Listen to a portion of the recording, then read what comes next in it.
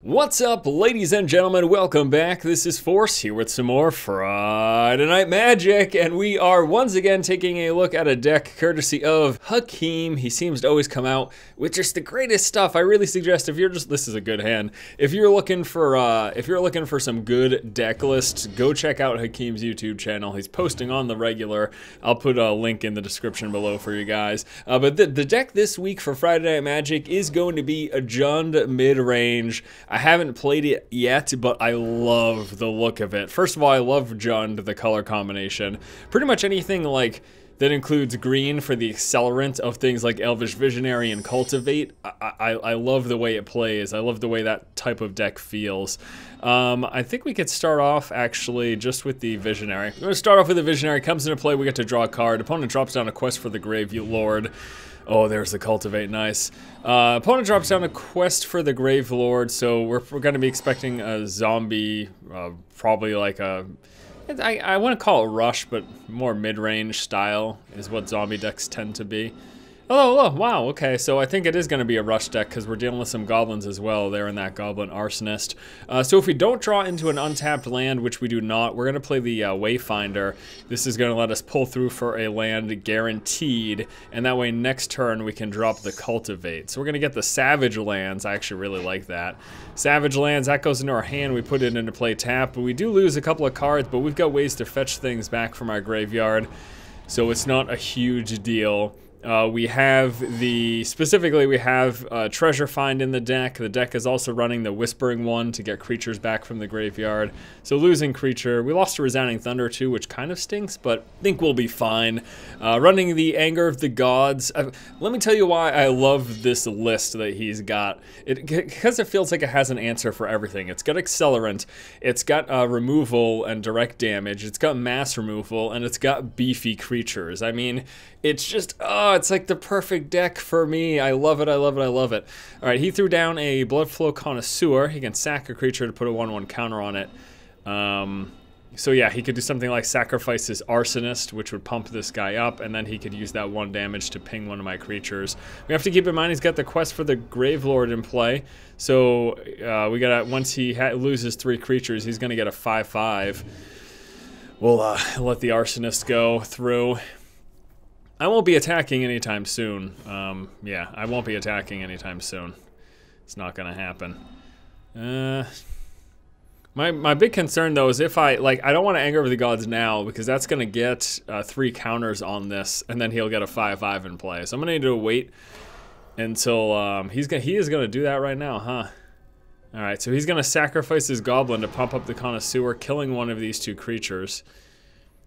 Once the Goblin goes, when the Goblin dies, he gets to ping a creature, so he's going to deal 1 damage to my Visionary. So the Visionary dies. 2 counters get put on the Quest for the Grave Lord now, because he gets a counter from that and a counter from that. So this thing's going to be out very soon, unfortunately. Boy, oh boy. Well, this has been a long ass turn for him. What is he doing? His turn is taking forever. I've been talking for like the past 3 minutes just during his turn. I just realized that we haven't played our Cultivate yet. That's hilarious. All right, so we're gonna Cultivate now, getting us a land in play tapped as well as a land into our hand. We're gonna go ahead and go with this and this. Okay, and then we play this. And so we're gonna have 5 mana for next turn, which isn't enough to play any of our beastly things yet, but it gets us close to playing the Palaka Worm past the turn. And so long as we draw a land in the next 2 draws, because we've got a draw for the start of our turn, plus we're going to be able to play the Elvish Visionary to draw a card. If we get a land there, and then a land after that, we'll be good to go, because we'll be able to do Palaka Worm, we'll be able to do Runescarred Demon at 7. He plays... pumps up his other red creatures. Another red creature you control gains haste until end of turn. Okay, so I mean these creatures are prime for the picking of Anger of Gods. I need to be aware that the Quest for the Grave Lord is going to get him a 5/5 in play at some point. So I need to sort of figure out how I want to do this. Because I might save the Anger so that it deals 3 damage to this thing if I can find a way to do another 2 damage to it. Or I could just say whatever, this thing comes in play, sure. and then have just a massive creature to deal with it, like my Palaka Worm or like my Runescarred Demon. But for that to be able to happen, I need to draw more mana, because I still don't have enough mana to play this. And holy crap, this dude and his turns, he's got nothing to do, he's just taking forever. All right, we're gonna play the Elvish Visionary. Draw a card. I really need land, badly. There's a land, perfect. All right, so that puts us at 6 right now. Gosh, do I do the Anger of the Gods now? That gets his 5/5 in play. I can't. I'll just wait. We'll just wait. I'm just thinking I don't want to take too much damage from these guys, but I can't go. Having a 5/5 in play would be pretty bad too. Maybe I should have played the Anger for the Gods and then after it Elvish Visionaried. That's something I could have done too. So we just drew the Whispering one, 6/6 Swamp Walk. At the beginning of my opponent's upkeep, they sack a creature. At the beginning of my upkeep, I get a creature from my graveyard into the battlefield. The card is ridiculous. It's so good. I really hope I survive long enough to get this rolling here. He could sack his Connoisseur for this Connoisseur. Yeah, that's exactly what he's doing. Man, oh man, this sucks. So now he gets his 5/5 in play. Sacrificing that. And the problem is he can just keep pumping up that Connoisseur. Because even if I Anger right now, he can sack 2 creatures to pump that up. He could just sack that to pump. That really blows. So I think I'm just going to block it. Yeah, I'm just going to block it. There's no sense in not blocking it. Okay. So if I Anger right now, he sacks the 2/2 to save his Connoisseur, and then he's left with a 4/4 and a 5/5 in play. Thank you so much. This is exactly what I needed. I desperately needed this. This helps tremendously. The question is, do I Whispering one? I think I Whispering one to force him to sack a creature. That's what I'm going to do. We're going to play this. So it's a 6/6 Swamp Walk. The Swamp Walk helps me too. Does he have a swamp in play? I think he's got swamps in play. But during his upkeep, he's going to have to sacrifice a creature, which will probably be the 2/2. Yeah, and he's got a swamp, so I'm going to be able to attack him, and he won't be able to block. So long as this thing lives. He could kill it if he has, like, direct damage or whatever. But now he's going to have to sacrifice a creature during each of his upkeeps as long as it stays in play. Plus, during my upkeep, I get to pull something back from my graveyard, which will be the Inferno Titan. Oh, man. That's going to be amazing. Even just getting him to sacrifice that helped a lot, but if this lives, if this survives his turn, which will probably be another 10 minutes given given how long his turns have taken in the past, if this survives his turn, I am rocking. And then coming up, we've got Palaka Worm, we've got Runescarred Demon, which lets us search for anything. Like we've got some good stuff here. All right, I'm just gonna block his 5/5 and let his 3/3 go through. That's fine. I don't want to chance him being able to kill this by like having him take damage and then having him do direct damage to it. So I'll just block the 5/5. I'm not worried about damage because I have Palaka Worms. I can gain 7 life 2 turns in a row. Like that's fine by me. So we block that. 3 goes through, whatever. And I think next turn I'll probably play a Palaka Worm because I'd like to get the life gain. Now, yes, you know what? I could just Runescarred Demon and search through for, what would I want? I could search through for like a Stormbreath Dragon or an Arbor Colossus or something. No, let's just gain the life. We're just gonna play Palaka Worm and gain the life. Whenever another creature dies, put a 1/1 counter on rocks. That's fine, whatever. I do like his deck though. It's pretty interesting. He's got interesting ideas for like combos. All right, we're gonna play the Inferno Titan because if I targeted this 3 times, he would just sacrifice this guy to pump up the Connoisseur. So I'm gonna target the Titan. With the rest of it, I'm actually gonna target him. So 1 damage to the Titan and then 2 damage to him is what we'll do. So 2 damage to him, 1 damage to the Elemental. Yeah, let's go into combat phase. I'm gonna attack for 6. We win the game at this point. We are in way too strong of a position for him to have a chance, in my opinion. Then we're gonna play the Palaka Worm. We couldn't attack with this guy, he had Summoning Sickness. Play the Palaka Worm, gain 7 life. And now remember, during his upkeep, he has to sack a creature. So he's done. It's game over. Even if we were to clear the board right now, look at my hand. Palaka Worm and 2 Runescarred Demons. Even if he killed every creature I had, I would still... Okay, so he sacrifices a Connoisseur. I would still be totally fine. The 2 Runescarred Demons are an amazing boon because they would let me search for anything to respond to whatever he had going on. Oh gosh, it just feels so amazing to be in such a dominant position, and this is why I was excited to play this deck list, because I knew just looking at it, I was like, this thing looks solid as heck. All right, I'm gonna block with the 5/5 with my Palaka Worm. If he's got damage to kill the Palaka Worm, whatever, I get to draw a card, plus I can pull it back next upkeep. So I really don't care if he has if he's got a burn spell to finish it off. Oh, here's a fling. He's gonna fling his 2/1 to kill the Palaka Worm. Doesn't matter though. It doesn't matter though because we've got 12 damage to kill him next turn. So, whatever. So there's the fling. Sacrifices his creature. Oh, this is the most indecisive opponent I've ever played against. It takes him forever. Okay, so there it is. Goodbye to Palaka Worm. We draw a card. Thanks. Untap, upkeep, pull a creature back. We pull back Palaka Worm, which it doesn't even matter because we attack for 12. Plus we can pump him up. Plus he burns when he attacks. So we're just gonna move to combat phase. We're gonna swing with these. We're gonna do the damage to him 3 times, and plus we could pump it up too if we wanted to, but it's completely unnecessary. That, my friends, is game number 1. That is not the opening hand that I want to see. I mean, it's kind of funny to have 3 Resounding Thunders, but no. We need to draw a new hand. Looks a little bit better. We have no early game, though. I'm actually going to go down once more. Alright. We're going to keep this, and I just have to hope I draw into a second land. If I draw into a second land, I'll feel okay, because we have the Visionary, which we can draw another card, plus we have the Cultivate. There we go. Perfect. Okay. I feel fine with this. Even though we went down to 6 cards, I feel fine with this. Next turn, we can play the Visionary. We draw 1 more land between the card draw plus the Visionary plus the turn after. So we've got 3 chances to draw 1 more land to be able to cultivate. Johnny's Pride Mate, whenever he gains life, he puts a 1/1 counter on that. Okay, there we go. So we're fine. We're fine. With the Cultivate, we're gonna be able to play the Inferno Titan pretty early on.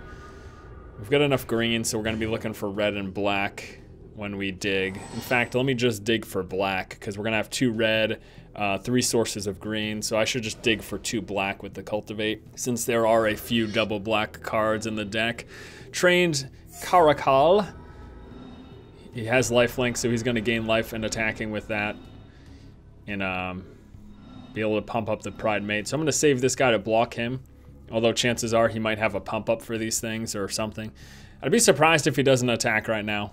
He should, there's no reason for him not to attack. I'm tapped out, I've got a 1/1, it's free damage. So there it is, he swings for 2, we take it. Because I do want to save this to block his 1/1, to stop him from recurring life gain, to pump up the Pride Mate. And I just need to hope that I get into the Inferno Titan before that thing gets too big. Alright, so we dig for double black now. Black and black. And next turn we'll be at 5, which is not enough to... I might... do I want to treasure find the Cultivate? I might. Yeah, I should probably save it in case he's got creature removal. Whenever he gains life, he gains twice life instead. That's not good. This thing has lifelink too. Shit. Why is he not attacking? Attack with the... Attack? What is he doing not attacking with that? That is insane to me. I'm gonna save this to block this later, because he's gonna get bigger. This is not good though. This is kind of a rough start for us. Play this. See what we do. I'm hoping to draw into a tap land. Whatever. Play this. Okay, next turn we can play the Inferno Titan. But he is going to gain... This guy's going to get pumped up to a 4/4. That's the problem. Shoot. Shoot. That really sucks. That really sucks. That really sucks. Oh my gosh, he's going to gain double life. I'm hoping he doesn't attack with his lifelink things. Oh my gosh, that's amazing. He's just attacking with that? I can kill his pride mate now. Oh my gosh, that's amazing. We can take the 1 damage, it's not a big deal. But he's only gonna gain life once. It's gonna be a bit. But he only gains life once. So this thing's only a 3/3. Thank God! I am so happy. He messed that up really bad. Oh my gosh, I am so lucky. Alright, so we can kill this now, which we want to kill it first before it gets absurdly big. So we're gonna go 1, 2, 3. 3 damage to the pride mate, unless he's got 1 mana life gain. Yes! Yes! So good! Okay, perfect, perfect. Pass the turn on over. Oh, thank you so much. That would have been awful.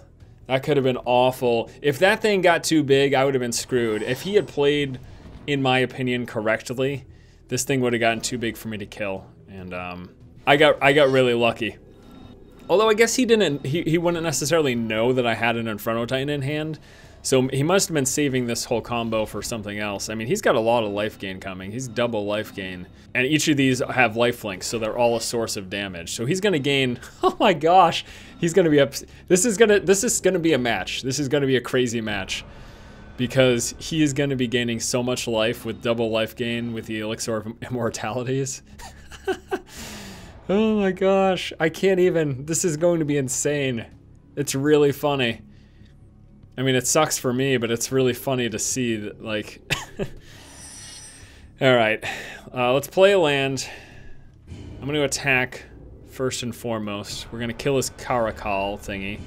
Creatures, and then there's no point in attacking those, so we're going to ping him with the additional 2 damage. So we kill this, that dies. He made 0 use of the lifelink from this creature. He didn't attack with it once, he didn't... nothing. And then we have 6 going through. Let's see if he blocks one of these. He might just take this. He should just take the 6 and then take advantage of the doubled life gain with the Elixir of Immortality. Yeah, so he takes the damage. I'm not gonna pump him up. I could have used red mana to pump him up, but I'd rather just go like this and play my Palaka Worm. I'm gonna gain 7 life, plus have a 7/7 trample in play for upcoming turns. And I'm glad I saved the Treasure Find, because if he has removal and stuff, it'll be best used on one of these creatures. Either the Inferno Titan or the Palaka Worm. Plays a 2/2. You can give a creature lifelink by tapping 3. Whenever you gain life this turn, each opponent loses that much life. Uh-oh. Okay, that's gonna die next turn with my Inferno Titan. Holy crap, that's crazy. Wow, so look at this. So he does this, he would gain 10... it's either 15 or 20. I'm not sure how the doubling works, because whenever he gains life, he gains double life, but he's got 2 of them. So I think that means he would gain 15. I don't think it goes 10 and then doubles again for 20, but he would gain 15 life, and I would lose 15 life if he tapped 3 and then tap 2 to sack it, which he can't do this turn, luckily. And that pretty much saves me, because now I can attack him with this and kill that. That would have been crazy. All he needed was 1 more mana to get that off. I am so lucky. I am so lucky. Oh my gosh, that could have been awful. Alright, so we're going to attack with these. Inferno Titan saves the day, because I can now kill this creature. Everything I just talked through isn't going to happen, but it would have been insane if it did happen. Like, it could have been crazy. I like the deck that he has. That's a cool... It's a cool sort of idea that he's got set up there. Do I Wayfinder? I don't know. Alright, he's gonna block that, so no sense in pumping it up. If he doesn't block it, I can pump it up. And I probably will. I'll probably pump it up for 3. Okay, so we're gonna pump this up for 3. Because I've got no use for that mana anyways. I'm not going to do any of this stuff right now. I don't want to Treasure Find because I don't want to dump any of my creatures in my graveyard. I guess I could, and then I could... I guess I could Wayfinder and then Treasure Find something back if I liked what I saw, but... He's gonna sacrifice this now before... Oh my god, he needs to sacrifice this before one of these dudes dies. What is he doing? Oh, you idiot. Oh, you idiot, what are you doing? I don't understand. I don't get it. Whatever. He could have... Why did he not sack this to gain the double life? Do they not stack? That's the only other thing that I haven't considered yet. They may not even stack. Okay, so now... Oh... He was waiting to use it with this. So now he gains 10 life, I lose 10 life. But that's not enough to... He might lose next turn. No, because he can block this and it only takes 7 damage, so he won't lose next turn. Actually, no, he will lose next turn if... Uh-oh. And he can't do this. He doesn't have enough mana. So this is going to be... He gains 2... I'm going to just take the damage. I don't care. We win. That's weird. He could have... The thing is... I get it.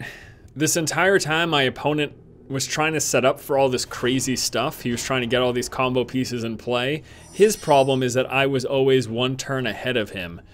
I was 1 turn ahead of him being able to pull off these crazy combos. I was able to remove his necessary creatures and whatever every single time. So I pretty much escaped getting wrecked by insane combos by a single turn multiple times in a row. But man, oh man, not gonna complain. Alrighty, my friends, that is gonna do it for this episode of Friday Night Magic. Thank you so much for watching. Hope you enjoyed checking out some gameplay of Hakeem's Jund mid-range deck. Once again, if you're looking for some awesome deck lists, go check out his channel. I can't recommend him enough. Link will be in the description below.